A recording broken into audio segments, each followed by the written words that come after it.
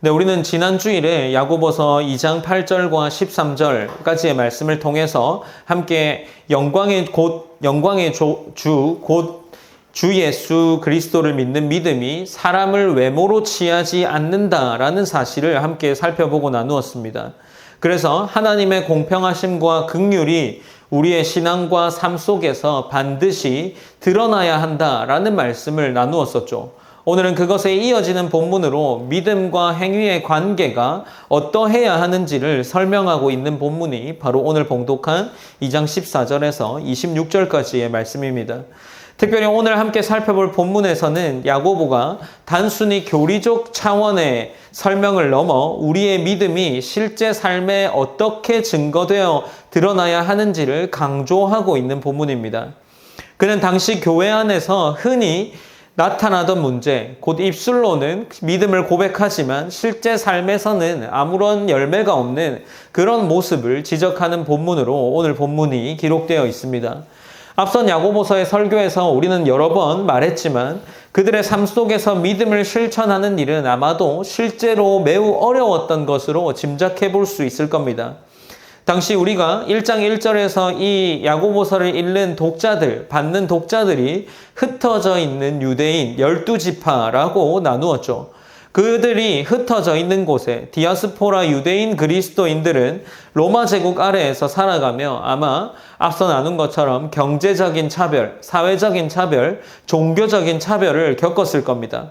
로마 사회는 어떤 사회였습니까? 그들은 아마 신분제를 가지고 있었고 특별히 후원자와 피후원자, 후원을 받는 관계로서 이 사회적인 계약의 관계가 강하게 작동했기 때문에 부유하고 권력 있는 사람들의 후원을 받는 것이 중요한 사회였습니다. 그렇기 때문에 그들에게 아부하거나 그들의 눈치를 보는 문화가 뿌리 깊게 있었겠죠.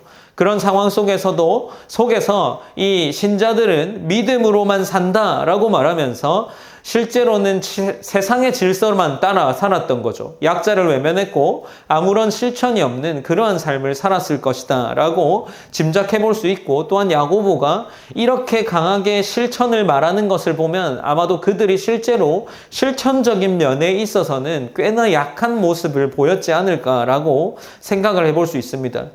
그래서 야고보는 단순히 믿음이 있다라는 고백을 넘어서 그것이 실제 삶에서 어떻게 드러나야 하는지, 곧 가난한 자를 돕고 이웃을 사랑하는 것, 하나님의 공평을 실천하는 것이 구체적 행위로 나타나는 것이 믿음이다라는 것으로 도전하고 있는 겁니다. 그렇지 않다면 그 믿음은 우리가 앞선 마지막 절에서 읽은 것처럼 살아있는 믿음이 아니라 죽은 믿음이다라고 이야기를 하고 있는 겁니다. 우리 오늘 말씀을 대하면서 이 말씀을 한 구절 구절들 살펴볼 때 단순히 이 문제를 남의 문제로만 보는 것이 아니라 우리의 믿음을 돌아보면서 우리의 믿음이 얼마나 나의 삶의 행동으로 드러나는지를 이렇게 돌아보면서 그런 것을 함께 살피며 나아가는 시간이 되기를 원합니다. 우리가 함께 본문을 조금 더 자세하게 살펴보겠습니다. 2장 14절은 이제 이렇게 이어지고 있죠. 2장 14절에서는 내 형제들아, 만일 사람이 믿음이 있노라 하고 행함이 없으면 무슨 유익이 있으리요? 그 믿음이 능히 자기를 구원하겠느냐라고 기록을 합니다. 여기서 믿음이 있노라 하고 행함이 없으면 무슨 유익이 있으리요? 라고 할 때 말하다라는 동사가 사용되어 있는데 이는 단순한 선언입니다. 그러니까 믿음이 있노라 말하고 라고 이야기할 수 있는 거죠. 즉 스스로 믿음이 있다고 주장하지만 실제로는 아무 증거가 없는 상태를 가리키고 있는 겁니다. 이어지는 유익이라는 단어는 단순한 이득이 아니라 구원에 이르는 실제적인 열매를 가리킵니다. 곧 야고보는 말뿐인 믿음이 구원의 효력을 가질 수 있겠냐라는 질문을 던지는 것으로 이제 이 본문을 시작하고 있는 거죠. 이어서 야고보는 실제적인 예를 하나 들면서 그 설명을 이어나가고 있습니다. 이는 15절로 이어지는데 15절을 한번 함께 읽어보시겠습니다. 읽으시겠습니다. 시작. 만일 형제나 자매가 헐벗고 일용할 양식이 없는데. 네, 15절에서는 형제나 자매가 헐벗고 일용할 양식이 없는데 라고 기록을 하고 있습니다. 여기서 헐벗다라는 것은 단순히 옷을 벗었다, 그런 상태, 벌거벗었다라는 의미보다 추위나 곤궁, 이 기근을 견딜 수 없는 상태를 의미합니다. 그리고 이어지는 일용할 양식은 하루를 연명할 최소한의 음식조차 없는 상태를 의미하는 거죠. 즉 극심한 결핍 속에 있는 형제나 자매를 묘사하는 것으로 한 가지의 예를 들어 나아가고 있습니다. 그런데 그들에게 누군가가 이야기를 합니다. 16절에서 이제 이 15절에 헐벗은 형제, 그리고 일용할 양식이 없는 그에게 16절에 누군가가 이야기를 합니다. 무엇이라 이야기하냐면 너희 중에 누구든지 그에게 이르되 평안히 가라, 덥게 하라, 배부르게 하라 라고 말만 한다면 무슨 유익이 있겠냐라고 이야기를 하는 거죠. 여기서 쓰인 동사들은 명령법인데 실제 도움을 주지 않는 그러한 명령인 겁니다. 공허한 말에 불과한 거죠. 당시 유대인들이 흔히 쓰던 인사말처럼 들리지만 정작 그 속에서는 사랑과 돌봄에 하는 이런 실천적인 행동은 담겨 있지 않습니다. 오늘날에도 우리 사회 가운데도 아마도 이런 말이 있으리라 생각합니다. 예를 들어 본다면 누군가 힘들 때 우리는 무엇이라 말합니까? 힘내라 라는 말만 던지죠. 물론 진심으로 말을 할 수 있지만 야고보는 이런 말뿐인 것을 지금 지적하고 있는 겁니다. 또 직장이나 교회에서 아니면 혹은 누군가 가볍게 얘기한다면 그들을 향해서 밥 한번 먹자라는 말을 우리는 쉽게 던집니다. 이러한 말들을 떠올려 볼 수 있지 않을까요? 특별히 이것을 신앙과 이어본다면 우리는 누군가의 중요한 이야기를 듣고 이렇게 이야기하고 헤어집니다. 내가 꼭 기도할게 라고 이야기를 하고 헤어지곤 합니다. 하지만 실제로 기도의 자리에서 그 일을 기도하는 일은 생각보다 많이 있지 않는 것 같습니다. 이런 것처럼 말들은 듣기에는 따뜻해 보이지만 실제적인 사랑이 동반되지 않는 그러한 이 말만 하는 것은 아무런 의미가 없다라고 이야기하면서 16절 마지막 부분에 무슨 유익이 있으리요? 라고 지적하고 있는 겁니다. 야고보는 이제 이 지적을 통해서 17절에서 이렇게 기록하며 마무리하고 있는데 이와 같이 행함이 없는 믿음은 그 자체가 죽은 것이다 라고 단언하고 있습니다. 여기서 죽은 것이라는 말은 약하거나 부족하다라는 의미는 아니고 그냥 말 그대로 완전히 무가치하고 생명이 없는 상태를 죽은 것이라고 합니다. 믿음은 본질적으로 생명을 주어야 하지만 우리가 앞서 말했던 야고보 같은 한 예시로서 아무런 생명도 주지 못하고 행동도 없다면 그 자체로 생명이 없는, 행함이 없는 믿음은 그저 시체와 같은 것이다 라고 직언하면서 말하고 있는 것이 오늘 야고보가 문제를 제기하는 부분입니다. 이제 본문은 2장 18절에서 이 행함이 없는 믿음을 조금 더 강조하기 위해서 그의 가상의 인물을 한 명 등장시키는 것으로 본문을 이어나가고 있습니다. 우리가 18절 말씀도 한번 함께 읽어보시겠습니다. 18절입니다. 시작. 어떤 사람은 말하기를 너는 믿음이 있고 나는 행함이 있으니 행함이 없는 내 믿음을 내게 보이라. 나는 행함으로 내 믿음을 내게 보이리라 하리라. 네. 이제 17절이 그 자체가 죽은 것이라 라고 하면서 18절로 넘어오면서 접속사 하나가 생략되어 있는데 그것은 그러나 라는 접속사입니다. 이제 이 그러나라는 접속사를 던지면서 한 가지 예시를 더 들어서 이야기를 합니다. 어떤 사람인 가상의 인물을 등장시키고 이제 그 가상의 인물이 이렇게 이야기를 합니다. 너는 믿음이 있다 라고 이야기를 하고 그리고 나는 행함이 있다 라고 이야기를 하는데 행함이 없는 너의 믿음을 한번 나한테 보여봐라 라고 제안을 하는 겁니다. 그리고 나는 행함이 있으니까 이 행함으로 나의 믿음을 너에게 보이겠다 라고 이야기를 하는 거죠. 이 주장을 이어받아서 이제 그렇지만 누군가는 이렇게 말할 수 있지 않느냐 하고 반론을 제기하는 겁니다. 이 어떤 사람이라고 할 때 쓰인 단어는 특정한 인물이 아니라 논쟁을 풀어나가기 위한 앞서 제시시키는 가상의 인물입니다. 이 가상의 인물을 들어서 굳이 설명하는 것은 당시 변증의 방식에서 흔히 했던 방법이기 때문에 이런 방법을 사용해서 설명합니다. 어쨌든 이 가상의 인물이 주장하는 핵심은 믿음과 행위가 서로 독립적으로 존재할 수 있다라는 겁니다. 누군가는 믿음을 가지고 있고 누군가는 행함을 가지고 있다라는 식으로 마치 믿음과 행위가 분리되어서 완전히 따로따로 갈 길을 갈 수 있다라는 것처럼 그렇게 보이면서 말을 하고 있습니다. 그런데 이것을 단순히 분리하여서 이야기하는 것은 야고보가 너는 믿음이 있다라고 이야기하고 나는 행동이 있다라고 이야기하는데 이 믿음과 행동이 따로 있는 것을 동의한다라는 것에서 어떤 가상의 인물을 통해 이야기하는 것이 아니라 오히려 그 허점을 드러내기 위해서 이 가상의 인물을 세웁니다. 야고보는 그리고 나서 곧바로 도전하면서 이 본문에 나와 있는 것처럼 행위가 없이 내 믿음을 한번 나한테 보여봐라 라고 이야기를 하는 겁니다. 이 보이라라는 말은 단순한 권유 정도의 표현이 아니라 강한 명령의 의미를 담은 표현으로 기록하고 있습니다. 믿음을 행위와 완전히 떼어내서 보여달라라고 한번 제안하고 있는 거죠. 그러나 어떻습니까? 믿음을 행위와 떼어내서 표현할 수 있을까요? 아마도 이것은 우리 눈에 가시적으로 보이지 않는 것이기 때문에 이 믿음을 우리에게 보여준다라는 것은 불가능한 일일 겁니다.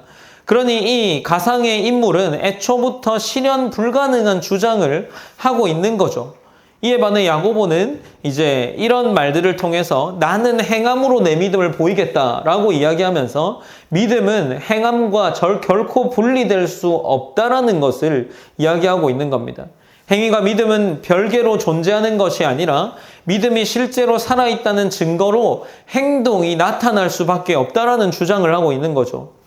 원문에 사용된 표현은 행위로부터 믿음이 나온다라는 의미를 담고 있습니다. 그리고 여기서 보이리라라는 이 동사가 미래 시제로 기록되었는데 이는 단발적인 사건으로 끝나는 것이 아니라 앞으로 삶 전반에 걸쳐 계속해서 이 행동으로 믿음을 보이겠다라는 결단을 담고 있는 것으로 이해할 수 있습니다. 야고보는 결국 믿음과 행위를 나누어서 믿음은 믿음대로만, 행위는 행위대로만 하려는 생각이 얼마나 공허한지를 분명하게 보여주고 있습니다. 이제 19절에서 야고보는 이렇게 이야기를 이어나갑니다. 19절입니다. 내가 하나님은 한 분이신 줄을 믿느냐? 잘하는도다. 귀신들도 믿고 떠느니라 라고 기록을 하고 있는 거죠.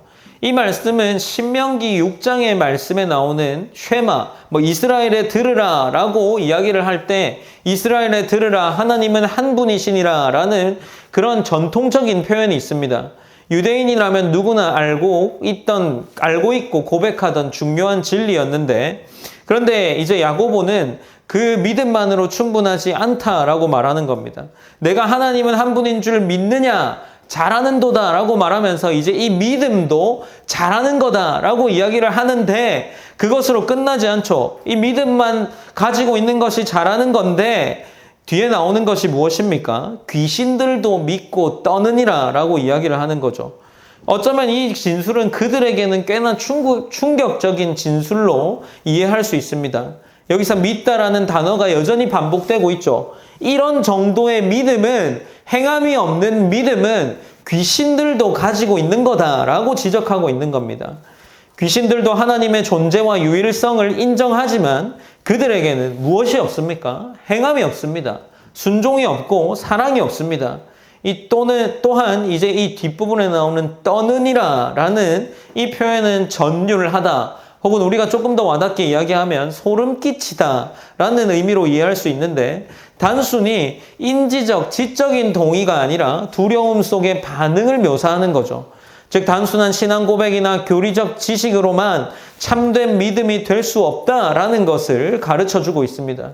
야고보는 반론자에게 이제 믿음의 본질이 무엇인지를 뼈아프게 지적하고 있는 거죠. 지금 야고보는 19절을 통해서 그 정도의 믿음은 귀신들도 가지고 있는 거다. 그러니 어떻습니까? 행함이 없는 믿음은 아무런 의미가 없다는 것을 더더욱 강조하고 있는 거죠. 마지막으로 20절에서 야고보는 조금 더 강한 어조로 결론을 내리고 있습니다. 허탄한 사람아, 행함이 없는 믿음이 헛것인 줄을 알고자 하느냐라고 기록을 하죠. 여기서 허탄하다는 말 그대로 헛된, 공허한이라는 의미입니다. 그래서 이제 이 어떤 가상의 인물을 등장시켜서 단순히 믿음과 행함이 분리될 수 있다, 믿음만 가지고 있을 수 있다라는 것을 아무런 효력이 없다라는 것을 알려주고 있는 거죠. 즉 행위가 결여된 믿음은 존재한다고 말할 수 있으나 그것은 살아있는 믿음이 아니라는 겁니다. 그저 귀신들도 가질 수 있는 그런 믿음으로 이야기를 하고 있는 거죠. 야고보는 단순히 지식을 넘어서 삶으로 드러나는 믿음을 강조하고 있습니다. 이것이 참된 신앙의 본질이고 이 본질을 선언하는 것이 오늘 본문인 거죠. 이제 2장 21절부터 24절까지의 말씀을 통해서 야고보가 이 행함이 있는 믿음이 어떻게 드러났는지를 성경의 예시를 통해서 설명을 하는데 이 믿음과 행위를 실제로 나타난 사건들을 하나를 제시합니다. 먼저는 우리가 잘 아는 아브라함의 예를 이야기를 하죠. 아브라함은 어떻게 되었습니까? 21절 본문에 보면 우리 조상 아브라함이 그 아들 이삭을 제단에 바칠 때 행함으로 의롭다 하심을 받은 것이 아니냐라고 기록을 하고 있습니다. 이 말씀은 단순히 칭의의 선언만을 의미하지 않습니다. 그것은 아브라함의 믿음이 참됨을 인정받았을 때 행위가 있었다라는 것을 함께 이야기하고 있는데 그의 의로움은 단순한 고백이 아니라 순종의 행위로 증명되었다라는 것을 이야기하고 있는 거죠. 그리고 22절에서는 믿음과 행위의 관계를 보다 선명하게 보여주는데 22절 말씀입니다. 내가 보거니와 믿음이 그의 행함과 함께 일하고 행함으로 믿음이 온전하게 되었느니라 라고 기록을 하고 있습니다. 여기서 함께 일하다라는 표현은 믿음과 행위가 서로 경쟁하거나 대립하는 관계가 아니라 협력하는 관계라는 것을 이 본문을 통해 보여주고 있는 거죠. 또한 온전하게 되었다라는 이 동사의 형태가 수동태로 기록된 것도 주목해 볼 만합니다. 믿음이 스스로 완성되지 않았다라는 것을 보여주는 거죠. 행위를 통해서 이 행위가 수반되어서 믿음이 완전해졌다, 성숙해졌다라는 것을 이 수동태라는 동사의 태를 통해서 가르쳐주고 있는 겁니다. 즉 믿음은 반드시 행위라는 이 열매를 통해 자라나고 성숙해진다는 것을 이 본문이 이야기하고 있는 거죠. 이제 23절에서는 성경의 성취에 대해서 언급하는데 23절은 이에 성경에 이른바 아브라함이 하나님을 믿으니 이것을 의로 여기셨다는 말씀이 이루어졌고 그는 하나님의 벗이라 칭함을 받았나니라고 기록을 합니다. 우리가 창세기 15장에서 하나님과 아브라함의 언약의 약속이 있었다라는 것을 알고 있습니다. 그런데 그 언약의 약속이 언제 성취되었냐라고 할 때 이 창세기 22장에 나오는 이삭을 바치는 사건을 통해 성취되었다는 것을 보여줍니다. 그러니 의로 여겼다라는 표현은 단순히 아브라함이 하나님을 신뢰했다라는 어떤 이성적인 지적인 이야기를 하는 것이 아니라 하나님께 이 이삭을 바치는 행동이 들어갔을 때 하나님께서 이야기해 주시는 것이 무엇입니까? 하나님의 벗이라는 표현을 받게 되었다라는 겁니다. 하나님과 친밀하고 특별한 관계가 되었다라는 거죠. 아브라함은 단순한 믿음을 고백한 것이 아니라 그 믿음을 삶으로 드러냈고 그 이후에 하나님은 그를 벗이라고 불러주었습니다. 이제 24절은 이러한 내용을 통해서 종합하여 또 교훈을 하나 제시하고 있습니다. 24절에서 이로 보건대 정리하는 거죠. 사람이 행함으로 의롭다 하심을 받고 믿음으로만은 아니니라 라고 이야기를 합니다. 믿음으로만은 아니다 라고 이야기하는 것을 분명하게 선언하고 있는 거죠. 보라, 인식하다, 이 보건대라는 보건대라는 단어는 단순한 설명이 아니라 보라, 인식하라 라는 촉구입니다. 정리하는 거죠. 그리고 의롭다 하심이라는 표현을 통해서 이것이 단회적인 사건이 아니라 반복적이고 지속적인 인정을 의미하는 것으로 이 24절을 기록해 나갑니다. 야고보는 이제 이 본문을 통해서 더욱더 분명하게 이야기하는 것은 무엇입니까? 행동이 수반되어야 한다라는 겁니다. 야고보가 아브라함을 선택해서 이야기했는데 이는 당시 독자들에게 굉장히 설득력 있는 선택이었을 겁니다. 우리가 오늘 말씀을 시작하면서도 말했지만 흩어진 12지파, 곧 유대적 배경을 가지고 있는 독자들에게 아브라함은 믿음의 조상이자 순종의 본보기였죠. 그러니 그들에게 아브라함의 사례를 들어서 믿음과 행위를 이야기하는 것은 그들 가운데에는 누구도 반박하기 어려운 증거였습니다. 특히 이제 우리가 보는 이 성경에서는 아브라함을 이야기할 때 어떻게 이야기하냐면 21절에서 우리 조상 아브라함이라고 이야기하지만 실제로 이 헬라어 본문으로 보면 우리의 아버지 아브라함이라고 적혀 있습니다. 그러니 어떻습니까? 이 아브라함을 모범으로 든 것은 당시 독자들에게 굉장히 직접적으로 그들을 가르치고자 했던 거죠. 결국 21절에서 24절이 보여주는 것은, 우리에게 보여주는 것은 믿음과 행위가 분리될 수 없는 관계다라는 것을 분명히 하고 있는 겁니다. 믿음은 내적 고백에 머물지 않고 반드시 행위로 드러나야 합니다. 행위는 믿음을 부정하는 것이 아니라 믿음의 진정성을 보여주는 열매가 되는 거죠. 우리는 이 표현들을 기억해야 합니다. 아브라함의 사례는 행위 없는 믿음이 공허할 뿐만 아니라 행위를 통해서만 믿음이 살아있고 참됨이 드러난다는 사실을 분명하게 보여주고 있는 겁니다. 그러므로 참된 믿음은 어떻습니까? 반드시 순종의 행위로 이어지는 믿음이다라는 겁니다. 이제 2장 25절부터 26절로 마지막으로 나아가고 있는데 여기서 또 한 가지의 예를 더 들어서 행위와 믿음의 관계를 설명하고 있습니다. 25절에 등장하는 인물은 우리가 잘 아는 여호수아 2장에 등장하는 기생 라합입니다. 그래서 25절은 이렇게 기록합니다. 또 이와 같이 기생 라합이 사자들을 접대하여 다른 길로 나가게 할 때에 행함으로 의롭다 하심을 받은 것이 아니냐라고 기록을 하죠. 말씀은 아브라함과 라합이 동일한 원리에 의해 믿음을 증명했음을 보여줍니다. 본문은 그녀를 기생 라합이라고 부르면서 과거를 숨기지 않지만 바로 그 여인이 믿음과 행위의 본보기로 세워졌다는 것을 분명히 하고 있습니다. 그리고 이것은 무엇을 보여줍니까? 하나님의 은혜, 믿음이 신분이나 과거에 제한되지 않는다라는 것을 보여주기 위해서 극단적인 예로서 아브라함과 라합을 제시하고 있는 것은 아닌지 살펴볼 수 있겠죠. 라합은 내적 고백에 그치지 않았습니다. 실제 행동으로 옮겨냈습니다.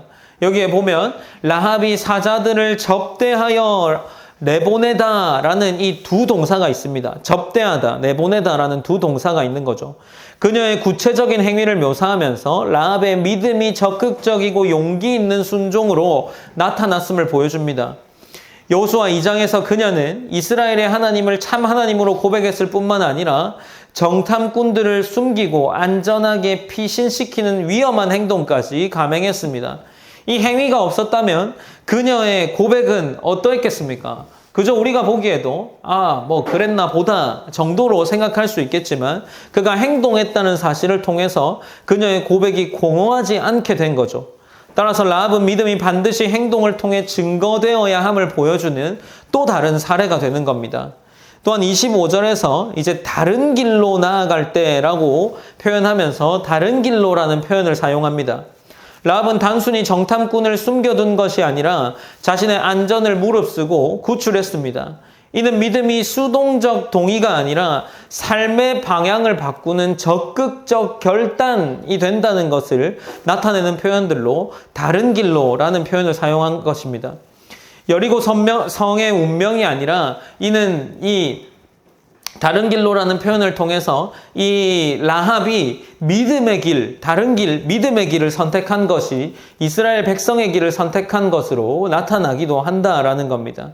이제 26절에서는 결론적인 진술로 마무리됩니다. 26절은 영혼 없는 몸이 죽은 것 같이 행함이 없는 믿음은 죽은 것이니라 라고 기록을 합니다. 우리가 26절은 또 한 번 더 다 같이 한번 읽어봤으면 좋겠습니다. 읽어보시겠습니다. 시작. 영혼 없는 몸이 죽은 것 같이 행함이 없는 믿음은 죽은 것이니라. 네, 앞서 우리가 17절에서 죽은 것이라는 단어를 살펴보았는데 여기서 마찬가지로 죽은이라는 단어는 생명이 없는 상태를 묘사합니다. 그리고 몸이 숨이 없이는 살아갈 수 없는 것처럼 믿음도 행위가 없으면 생명력을 잃는다라고 이야기를 하는 거죠. 이 비유는 그러니 직관적이고 우리에게 와닿는 비유가 될 수 있습니다. 아브라함과 라합은 사회적이고 종교적으로 극과 극이었습니다. 그러나 두 사람 다 결론은 어떻습니까? 믿음을 행위로 증명한 사람들입니다. 믿음의 조상 아브라함이든 이방 여인 라합이든 그들에게 적용된 원리는 동일하다라는 겁니다. 믿음이 행위로 나타났다라는 거죠. 행위 없는 믿음은 죽은 믿음이지만 행위로 나타난 믿음은 반대로 살아있는 믿음이 된다라는 겁니다. 하나님 앞에 인정받는 믿음이 되는 거죠.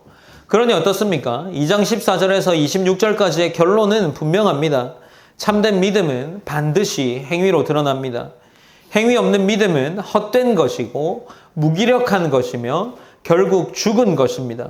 그러나 행위로 나타난 믿음은 하나님 앞에서 인정받고 성경 속의 인물들처럼 모범으로 남습니다.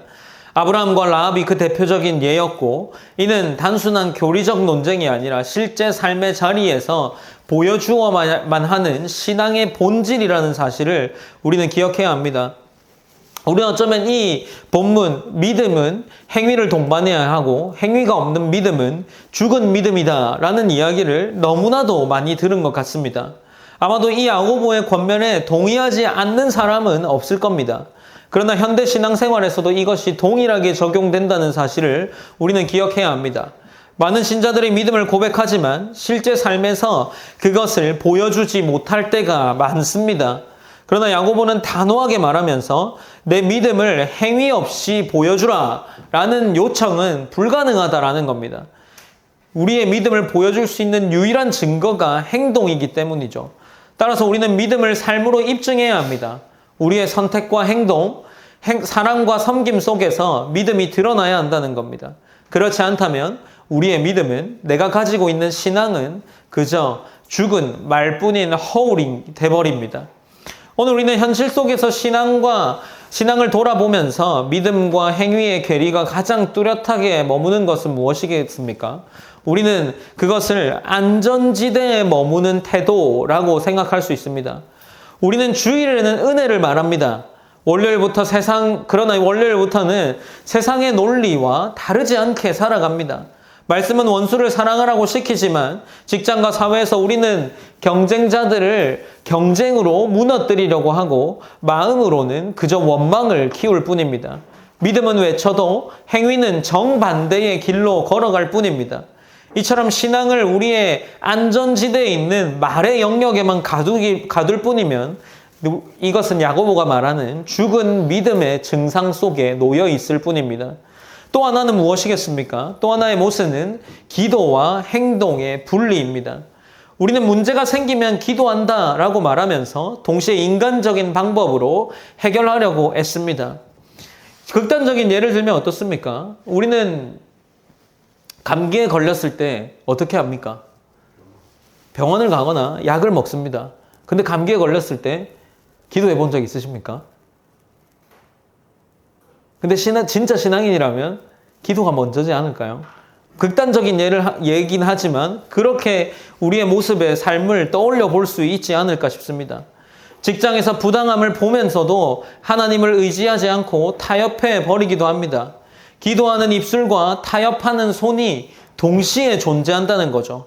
어쩌면 이것은 앞서 야고보서에서 말하는 두 마음을 품은 자가 되는 겁니다.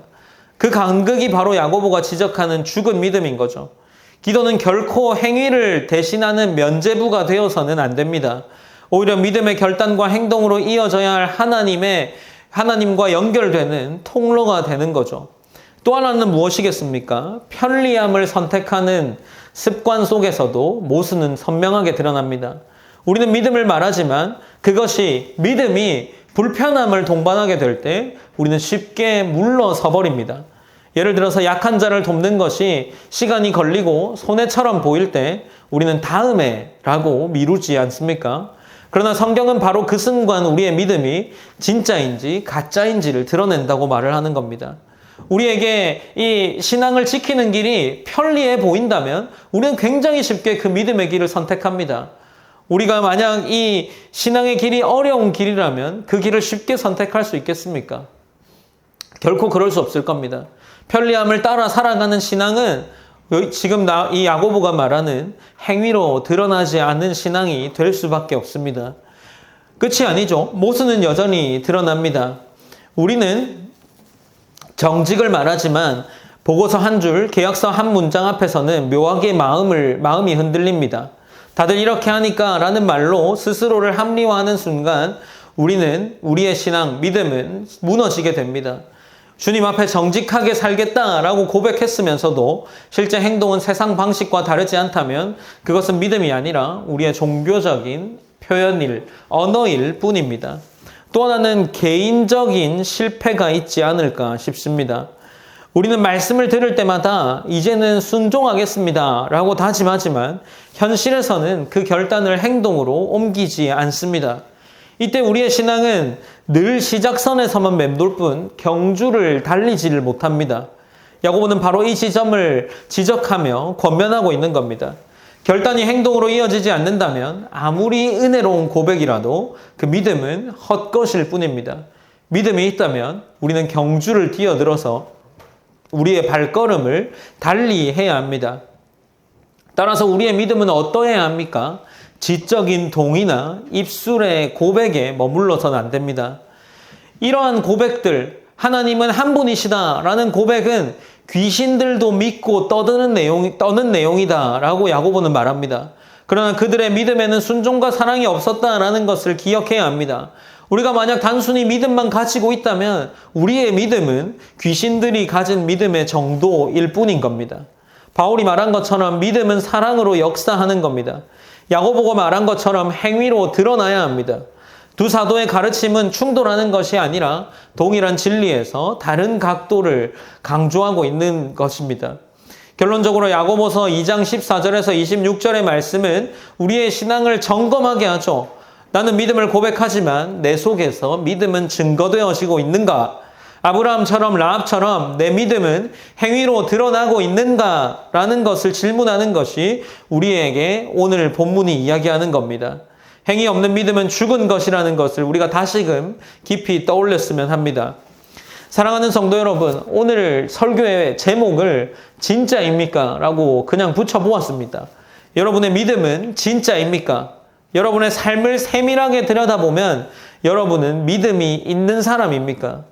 주일의 고백이 월요일의 삶으로 이어지고 있습니까?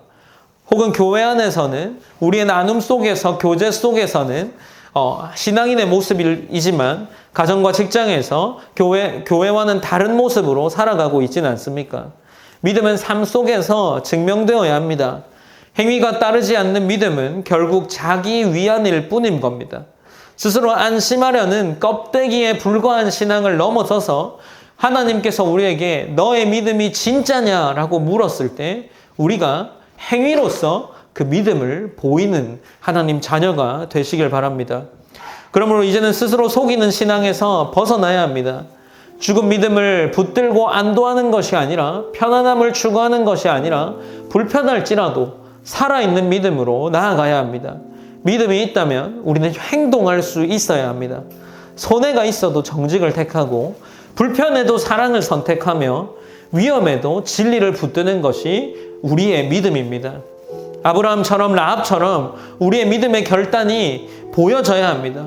아브라함의 결단이 쉬웠을까요? 쉽지 않았을 겁니다. 라합의 결단이 쉬웠겠습니까? 그렇지 않았을 겁니다. 그러나 우리의 믿음은 행위로 드러나야 한다는 사실을 이 두 인물이 잘 보여주고 있습니다. 우리가 함께 조금 전에 고백했던 찬양을 함께 나눌 텐데 이 찬양의 가사에 보면 이런 가사가 있죠. 매 순간 나에게 요구하시는 작은 믿음들, 그곳에 날 향한 계획, 섭리가 있다네 라는 가사가 있습니다. 우리에게 요구하시는 작은 믿음들, 그것이 우리의 믿음의 증거고 믿음이 나타나는 행동일 겁니다. 우리가 그러한 행동들 각자에게 다를 거라 생각합니다. 그러나 매 순간 나에게 요구하시는 이 작은 믿음들을 지켜내는 그런 한 주가 되는 우리 사랑하는 일상교회 성도가 되시기 바랍니다.